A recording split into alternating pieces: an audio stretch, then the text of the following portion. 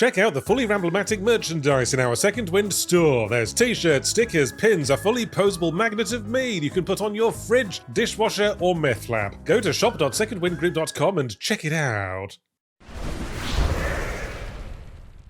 Part of being an online cultural commentator means engaging with social media. At its best, it allows for the discussion of things that a person cares about, giving them access to a diverse range of opinions, and even letting them interact with the people who make the media that they care so much about.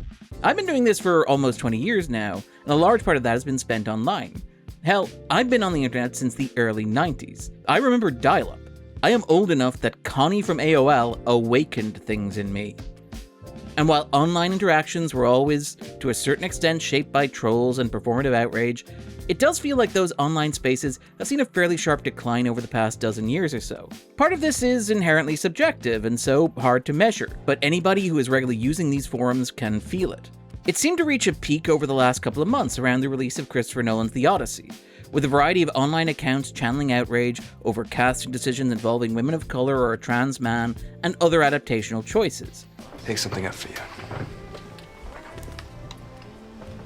This is a first edition? I can't accept this. This must have cost a fortune. It was a buck at a garage sale. It became impossible to talk about the movie online without being bombarded by the most outrageous reactionary comments. Of course, none of that actually mattered. The Odyssey was a massive success. The film had the highest opening of Christopher Nolan's career to date, beating the Dark Knight movies. It had the biggest opening of a live-action film so far this year. It had some of the best reviews of Nolan's career to this point, and is now generally regarded as the frontrunner at next year's Academy Awards, where Nolan has a pretty good shot at becoming the first director, with respect to Francis Ford Coppola, since David Lean, to win Best Director and/or Best Picture for 2 consecutive films. This success was a welcome reminder that the internet is not real life, that the voices that shout loudest in these spaces have no real power in the outside world, that ordinary people don't care about the culture of grievance that has been cultivated by this subculture. Many of these people convinced themselves that they were going to win some decisive battle in some illusory culture war, only to end up demonstrating their own irrelevance. So we're going to talk about that this week. We're going to talk about why these voices are so obsessed with cultural cachet, why these people obsessed with art seem so hostile to the very idea of it, and how the internet as it exists is designed to create the illusion of influence that the real world ultimately shatters. So I hope you'll join us as we discuss how this sort of discourse became all the rage.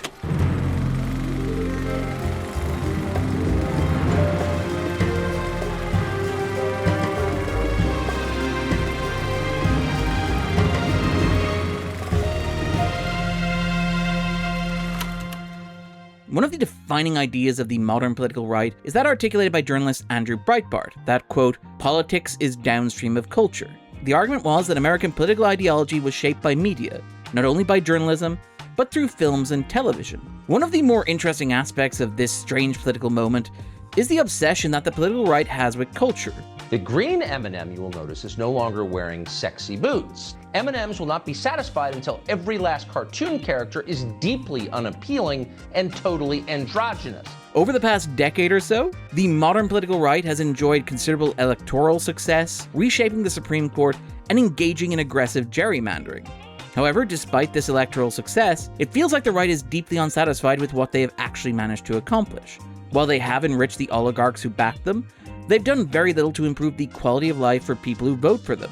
And to avoid dealing with that sense of failure or even betrayal, the right has stoked culture wars, trying to convince young and working class people that the problem is not the billionaires profiting off their exploitation, but the movies, video games, and television that they consume.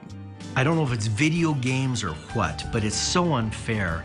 After all, it's easier to get angry at seeing people with different skin color on screen than it is to argue for a progressive taxation policy. There is a real envy on the political right concerning cultural institutions. You could see that in, for example, Trump seizing control of the Kennedy Center and literally trying to put his name on it. You can see it in Elon Musk trying to make up for being desperately unfunny by buying Twitter so that he's in charge, and now can chronically obsess over why more people aren't liking and seeing his jokes, to the point of making his engineers change the algorithms of the site that he owns. There's a perception on the right that the left owns and controls culture. In particular, there's a persecution complex, in which the right likes to claim that the left marginalizes and diminishes their cultural contributions. Part of what is interesting is that, despite this very firmly entrenched mythology, the exact opposite is true. There's a long history of conservative mainstream art. Frank Capra, one of the most beloved American directors of all time, responsible for classics like It's a Wonderful Life and Mr. Smith Goes to Washington, was ardently opposed to Franklin D. Roosevelt's The New Deal. Clint Eastwood, a libertarian who spoke at the Republican National Convention, standing room only, is one of the defining voices of modern American cinema. He's also like a personal favorite filmmaker of me. The right wing claims that there is an anti-religious bias in Hollywood, despite the fact that Martin Scorsese has been producing explicitly Catholic masterpieces for decades at this point. Even the films of directors like Greta Gerwig are explicitly couched in religious imagery. The Odyssey, which is in many ways a patriarchal story of a father coming home to restore the traditional family unit, could be read in a conservative way. The big challenge here, and what seems to be a sticking point for a lot of right-wing discourse around the matter, is that a great deal of art requires both introspection and ambiguity. Eastwood is one of the most conservative and traditionally masculine filmmakers to work in the industry, but his work is so brilliant because he is constantly interrogating and exploring what that means. Eastwood is constantly challenging himself and his audience, and not just by casting a bunch of people who can't act in 15 to 17 to Paris. I don't know if that's mean. I love Eastwood so much, and Eastwood's willingness to challenge himself just makes for more engaging art. Along those lines, Scorsese's films about faith are informed by doubt and uncertainty. Like Eastwood challenges his own conservatism and masculinity, Scorsese dares to challenge his own faith. The result of all this is a deeply thoughtful culture that resonates across political lines. It's just good art. It's just good storytelling. The truth is that the political right doesn't seem to want art and the implicit ambiguity and uncertainty that comes with it. Many of these stock complaints that the right levels against mainstream culture demonstrate that you don't have to go to see a 70mm screening of The Odyssey to get premium projection. To pick an obvious example, we're currently seeing a lot of conspiracy theories that Universal is secretly buying up empty seats for The Odyssey, which is quite literally what Angel Studios encouraged its supporters to do to power the success of The Sound of Freedom a couple of years ago. The right will claim that the left produces propaganda, or that it wants conformity, but then will argue that something like the dumb as a bag of rocks anti-immigration citizen vigilante is a better movie than The Odyssey. The right will pick at something like Martin Scorsese's The Last Temptation of Christ, but turn up in droves to see faith-based movies that validate some strange persecution complex, like God's Not Dead or Left Behind. This is why so many critics of The Odyssey, including the wealthiest man in the world, are so obsessed with using large language models to create their own perfect version of the film. Because they're not actually interested in the artistic or the creative process. They're just interested in the cachet of having produced a product, often constructed of recycled parts that exist solely to validate their own worldview. To put more of a point on it, the current cultural establishment has room for conservative artists like Clint Eastwood, but it's impossible to imagine those agitators making room for filmmakers like the Wachowski sisters. The truth is that these voices don't seem to want culture, they just want the establishment. This brings us to the whole online outrage machine of it all. Because one of the things that these agitators quickly figured out about being online is that it's not the real world. It is a forum that rewards loud voices and where it is possible to create the illusion of a mass movement fairly easily. To quote a famous New Yorker cartoon, on the internet, nobody knows you're a dog. Even before the advent of bot armies and chatbots, it was very easy for a handful of individuals to give the impression of scale. User-generated metrics online are easily gamified, with most just requiring an email address to set up, any one person being capable of generating an infinite number of email addresses. This is just the basic design of the internet. It's something that the companies operating these sites have tacitly acknowledged, particularly in the culture wars over films like Captain Marvel or Black Panther. And these sites have demonstrated in the past that they can regulate when they choose to. The problem is that these sites are all motivated by money, and that money comes from clicks, and 1,000 clicks from one angry agitator or their bots is worth exactly the same as 1 click each from 1,000 actual people, so there's very little incentive to properly police this behavior until it becomes egregious. And by definition, a looser moderation is going to encourage the more aggressive voices. After all, what sane person would want death threats for saying they liked or didn't like a particular film? It's easier in that case just to let those shouty people have that space if they want it. As a critic, it often feels like the real point of these sorts of personal attacks and threats directed at cultural commentators, including myself, over films and television, is to try to shut us up, so that these aggressive elements can claim control of the space and can claim that they own the consensus.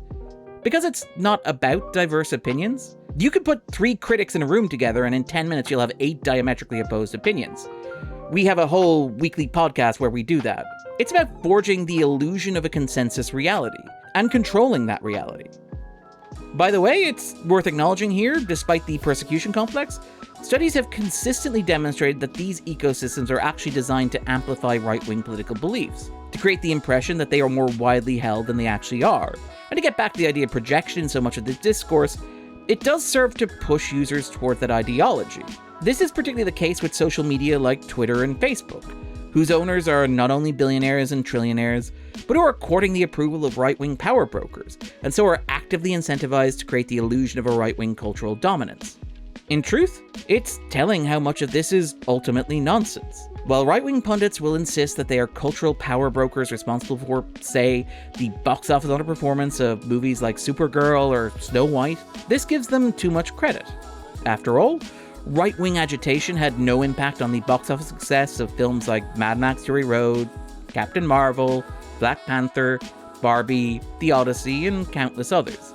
In truth, Supergirl didn't fail because of its politics. It failed for the same reasons that The Mandalorian and Grogu, Moana, and Masters of the Universe failed, and for the same reason that Minions vs. Monsters underperformed. Audiences are just kind of tired of these sorts of IP plays, which are in franchises so old that they don't really speak to younger viewers, and the masses hunger for films like Obsession, Backrooms, and The Odyssey. Still, the trick here has always been to declare victory in the cases where this outrage coincides with a financial failure, and to change the topic when that outrage doesn't reflect reality. There's always something new to be angry about, and anger is the great viral emotion of the internet age. This approach allows these voices to create the illusion of relevance and influence. But in truth, the internet is not real life, no matter how hard some people might be trying to make it so. I've been Darren Mooney, and this was The Backdrop.